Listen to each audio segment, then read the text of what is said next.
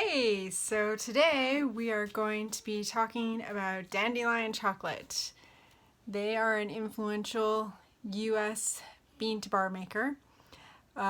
They are on the tail end of the initial creators in the bean to bar movement in the United States. They are first launched in 2010, so on the tail end, and they list Amano and Schurfenberger and Patrick McClure and Steve DeVries as some of their inspiration for starting chocolate.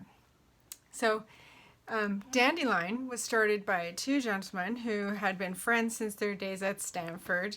They actually ran a software company, or social contacts company, I guess it should be called, that was called Plaxo. They started that in 2001, and then in 2008 it was acquired by Comcast for, rumor is, 150 million, but it was definitely under 200 million. So a lot of money.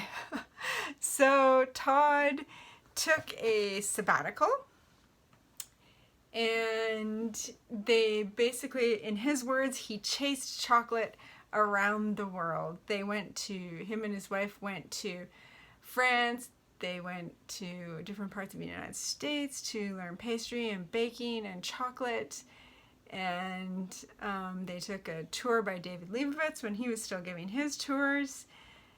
They went to Bernachon, so they really did chase chocolate around the world, just trying to figure out what chocolate was all about. So when they got back to San Francisco, he experimented with his wife Elaine in their kitchen, and they created a little bit of chocolate and got excited about it and decided to call in his friend Cameron from his business partner days, and they took over a friend's garage and started producing micro batch chocolate with, they relied heavily on John Nancy of Chocolate Alchemy. Sorry, I had to cut for a moment. I got a little tickle in my throat. John Nancy of Chocolate Alchemy. If you don't know about John Nancy, he helps a lot of craft chocolate makers jury rig their own equipment, or he's a way to get beans in smaller amounts. Often it's difficult for micro batch makers to get beans in the amounts that they need, so he helps them out with that. He's very influential in the bean to bar making business, but as far as I know, he doesn't make his own bars for sale, but I could be wrong about that. So they were working in their garage. I'm actually going to read, they have a book. They're all about transparency, and so they've made this whole book which basically describes everything you could possibly ever want to know about chocolate making. It's got beautiful, fantastic pictures, and if you want to look at it, I would recommend it. But I wanted to read this one paragraph about them working in the garage. It says, "We were still hobbyists working out of a suburban garage without official permits, operating completely under the radar. Our operation looked suspiciously covert and possibly as much like a meth lab as it did a chocolate factory to anyone who noticed the large deliveries at the back door or the strange clanking inside. A raid had recently uncovered unsavory activity only a few doors down, and at one point a skeptical but curious neighbor sent their 7-year-old over to investigate. We sent him back with a handful of chocolate and made fast friends instead." So I thought that was funny that they had the look of a meth lab. That's kind of fun. So they went to this underground market thing in San Francisco, which is kind of a place where uncertified food sellers could sell their stuff. You had to sign a waiver to go in. And they started selling their chocolate. Now they took a very scientific approach to making chocolate, which turns out to work really well. They did single variable testing, so what that means is they changed, when they processed the beans, they only changed one thing. So if they knew the end product changed, then it was because of this. And they did another thing that's common in computer language, A/B testing, which also helped them figure out the best cocoa beans to have to make their bars. So they really really took a scientific approach to this, and they share it with everyone in their book, what they did and what they came up with. So they launched in San Francisco in 2010, and even their factory is very transparent. Glass walls, you can see everything that's going on. You could read the temperatures, you could look at all the dials, you could see what you needed to see in the factory, saw how they made chocolate, which is stark contrast to multinational conglomerates like Hershey and Mars, which are the height of secrecy, and candy espionage is a real thing with them. So Dandelion Chocolate is very transparent. So the bar we're looking at today is a small batch bar. It is the Maya Mountain Belize, 70%. And we're going to open this one up and take a look at it. Oh, and all of their bars are hand wrapped, and all of them are 2 ingredients. So that means cocoa beans and cane sugar. That's it. So let's open this up and have a taste.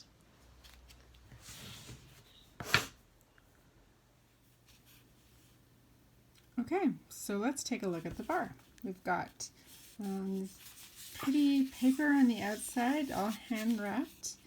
This is Dandelion Chocolate, the 70% cacao solids, 70% cacao, Maya Mountain Belize. 2016 is when the beans were harvested. This is a little bit about how they process the beans. Tiny tasting notes, we're not going to look at those yet. 2 ingredient bars is what they're known for, cocoa beans and cane sugar, that's it.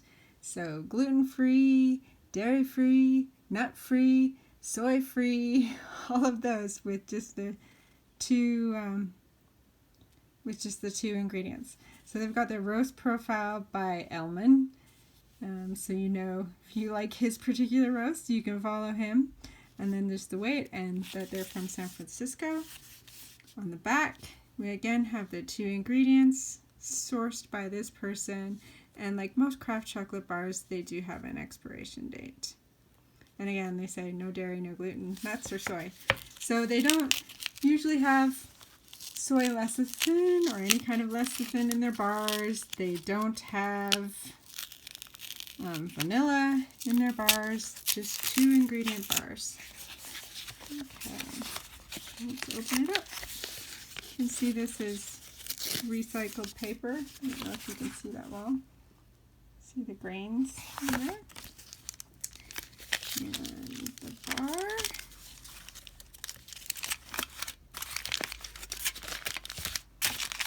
Oh, that's some thick foil.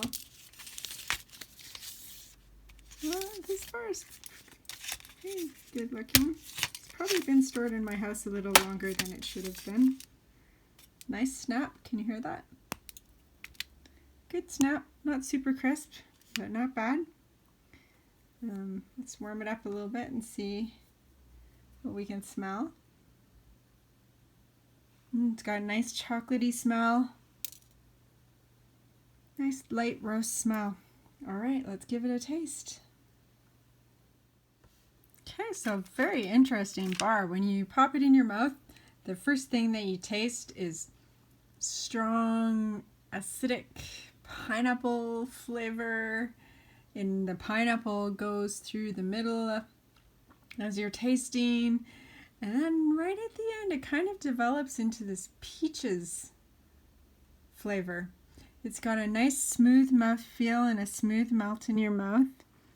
And it's a really nice bar. It's got a good, a nice finish, long finish, not astringent, not really bitter, not really bitter at all. But a nice finish to the bar. Let's go back and look at their tasting notes. Let's see what that says. So in the tasting notes it says, in this bar we taste ripe pineapple. Yep. Oh, chocolate undertones. Oh, for sure. There was a definite light roasted flavor all the way through the bar. And peaches and cream at the finish. I got the peaches. The cream, not so much, but you know, everybody tastes something different. So that's part of the controversy of tasting notes. Are you tasting them because they wrote them down, or are you tasting them because they're actually there? So that's what I got out of this bar. If you've had this bar and tasted it, I'd love to hear what you tasted in the bar and what you thought of it. Alright, so that was the Dandelion Maya Mountain Belize. Really nice bar, some nice tasting notes in there. I actually was just at a tasting class in Toronto where I met two people who had started a bean to bar chocolate factory because they went to Dandelion in San Francisco. They were so inspired. So since 2010 when these guys started, like I said, they're in the tail end of the innovators in the bean to bar movement. Since they've started, it's really exploded, and there's so many bean to bar makers in the United States and all over the world now. So if you've had some Dandelion chocolate, let me know which one you've had. If you've had this one, did you taste the same things that I did? And would you recommend it to friends? I'll leave a link for their book in the comments below. See you next time.